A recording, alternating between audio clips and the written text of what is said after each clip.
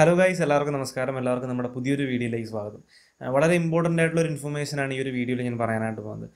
ഈ വീഡിയോ ഫുള്ളായിട്ട് കണ്ടിട്ട് നിങ്ങൾക്ക് ഈ വീഡിയോ ഷെയർ ചെയ്യാൻ തോന്നിക്കഴിഞ്ഞാൽ മാക്സിമം ഈ ഒരു വീഡിയോ നിങ്ങൾ ഷെയർ ചെയ്യാനായിട്ട് ശ്രമിക്കുക. ഒരുപക്ഷെ നിങ്ങൾ ഇതിനോടകം തന്നെ പല സോഷ്യൽ മീഡിയാസ്, നിങ്ങളുടെ വാട്സപ്പിലും ഫേസ്ബുക്കിലും ഒക്കെ നിങ്ങൾ ഇതിനോടകം തന്നെ അറിഞ്ഞിട്ടുണ്ടാകും. അതായത് നമ്മുടെ വാട്സപ്പും അതുപോലെ മറ്റ് സോഷ്യൽ മീഡിയ അക്കൗണ്ട്സൊക്കെ പല രീതിയിൽ ഹാക്ക് ചെയ്യപ്പെടുന്നു എന്നുള്ളൊരു കാര്യം. നമ്മുടെ കേരള പോലീസ് സൈബർ ഡോമിൻ്റെ ഒഫീഷ്യൽ ഫേസ്ബുക്ക് പേജിലും അതുപോലെ കേരള പോലീസ് ഒഫീഷ്യൽ ഫേസ്ബുക്ക് പേജിലൊക്കെ ഇതിനെ പറ്റിയിട്ട് ഡീറ്റെയിൽ ആയിട്ടുള്ള ഒരു പോസ്റ്റൊക്കെ ഇട്ടിട്ടുണ്ട്. അതായത് ഈ അടുത്ത സമയങ്ങളിൽ വ്യാപകമായിട്ട് സോഷ്യൽ മീഡിയ അക്കൗണ്ടുകൾ ഹാക്ക് ചെയ്യപ്പെടുന്നതായിട്ട് റിപ്പോർട്ട് ചെയ്യുന്നുണ്ട്. അപ്പം ഉപഭോക്താക്കൾ നമ്മളുടെ അക്കൗണ്ടുകൾ കൂടുതൽ സുരക്ഷിതമാക്കാനായിട്ട് 2 സ്റ്റെപ്പ് ഒതൻറ്റിക്കേഷൻ എനേബിൾ ചെയ്യാനും, വാട്സപ്പ് ഉപയോഗിക്കുന്ന ആൾക്കാരൊക്കെ 2 സ്റ്റെപ്പ് വെരിഫിക്കേഷൻ എനേബിൾ ചെയ്യാനും, അതുപോലെ സെക്യൂരിറ്റി പിൻ വഴി അത് സെക്യൂറാക്കി വെക്കാനും, അതുപോലെ സ്വന്തം ഇമെയിൽ ID ആഡ് ചെയ്യാനൊക്കെ പറഞ്ഞിട്ടുള്ള ഒരു പോസ്റ്റ് നിങ്ങൾ ഇതിനോടകം തന്നെ കണ്ടിട്ടുണ്ടാകും. അപ്പോൾ ഇന്നത്തെ ഈ ഒരു വീഡിയോയിൽ നമുക്ക് എങ്ങനെ നമ്മുടെ വാട്സപ്പ് അക്കൗണ്ട് കൂടുതൽ സുരക്ഷിതമായിട്ട് ഉപയോഗിക്കാം, എങ്ങനെ നമുക്ക് 2 സ്റ്റെപ്പ് വെരിഫിക്കേഷൻ എനേബിൾ ചെയ്യാം, എങ്ങനെ ഇതിലേക്ക് ഇമെയിൽ ID ആഡ് ചെയ്യാം എന്നതിനെ പറ്റിയിട്ടൊക്കെയാണ് പറയാൻ പോകുന്നത്. ഒരുപക്ഷെ ഈ ഒരു വീഡിയോ കണ്ടുകൊണ്ടിരിക്കുന്ന പല ആൾക്കാർക്കും ഇതൊക്കെ അറിയാവുന്ന കാര്യമായിരിക്കും.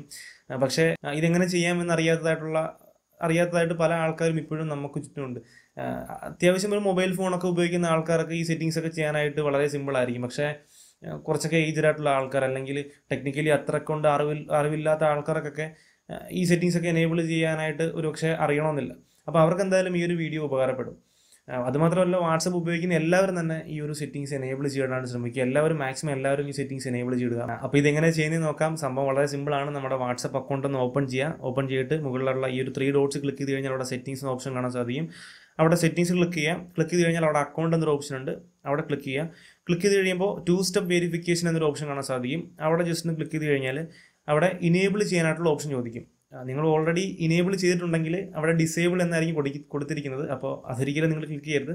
ഇനേബിൾ ചെയ്യാത്ത ആൾക്കാർ ആ ഒരു ഇനേബിൾ എന്നുള്ള ആ ഒരു ഓപ്ഷൻ ക്ലിക്ക് ചെയ്ത് കഴിഞ്ഞാൽ നിങ്ങൾക്ക് അവിടെ ഒരു പിൻ നമ്പർ, ഒരു 6 ഡിജിറ്റ് പിൻ നമ്പർ എൻ്റർ ചെയ്യാനായിട്ട് ചോദിക്കും.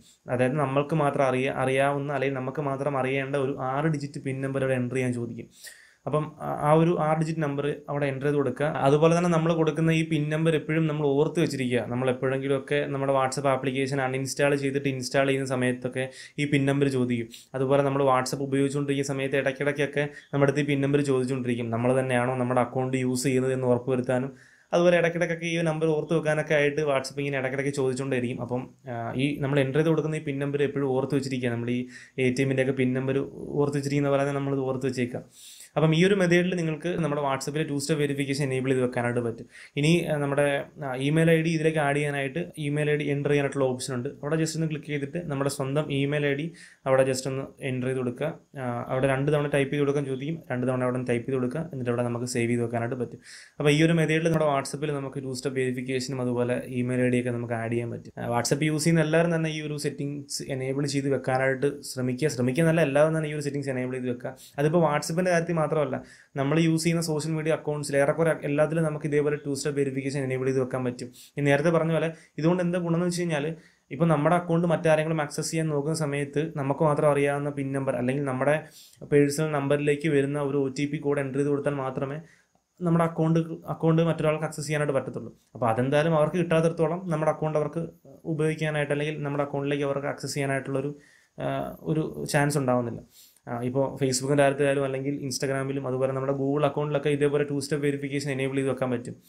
അതെങ്ങനെയാണെന്നും ഞാൻ എന്തായാലും ഈ ഒരു വീഡിയോയിൽ ഡീറ്റെയിൽ ആയിട്ട് പറയുമ്പോഴത്തേനും കുറച്ച് വലിയ ലെങ്തി ആയി പോകും. അപ്പോൾ ജസ്റ്റ് ഞാൻ ഈ സ്ക്രീനിൽ കാണിച്ചു തരാം എങ്ങനെ നമുക്ക് ഫേസ്ബുക്കിലും ഇൻസ്റ്റാഗ്രാമിലും ഒക്കെ 2 സ്റ്റെപ്പ് വെരിഫിക്കേഷൻ എനേബിൾ ചെയ്ത് വെക്കുന്നുള്ളത് എങ്ങനെയാണെന്ന് ഞാൻ കാണിച്ചു തരാം. അപ്പോൾ മാക്സിമം എല്ലാവരും തന്നെ ഈ സെറ്റിങ്സ് ഒക്കെ എനേബിൾ ചെയ്ത് വെച്ചിട്ട് അക്കൗണ്ട്സ് ഒക്കെ യൂസ് ചെയ്യാനായിട്ട് ശ്രമിക്കുക. മാക്സിമം സേഫായിട്ട് സെക്യൂറായിട്ട് തന്നെ നമ്മുടെ സോഷ്യൽ മീഡിയ അക്കൗണ്ട്സ് ഒക്കെ യൂസ് ചെയ്യുക. ഞാൻ ആദ്യം പറഞ്ഞ പോലെ ഇതൊരു പക്ഷേ പലർക്കും അറിയാവുന്ന സംഭവമായിരിക്കും. പക്ഷേ അറിയാത്തതായിട്ട് ഒരുപാട് ആൾക്കാരുണ്ട്. അവരിലേക്ക് നിങ്ങൾ മാക്സിമം ഈ ഒരു വീഡിയോ ഷെയർ ചെയ്യാനായിട്ട് ശ്രമിക്കുക. അപ്പോൾ ഈ ഒരു വീഡിയോ ഇഷ്ടപ്പെട്ടിട്ടുണ്ടെങ്കിൽ ജസ്റ്റ് ഒന്ന് ലൈക്ക് അടിച്ചേക്കുക. നമുക്ക് എന്തായാലും അടുത്തൊരു വീഡിയോയിൽ കാണാം. ബൈ.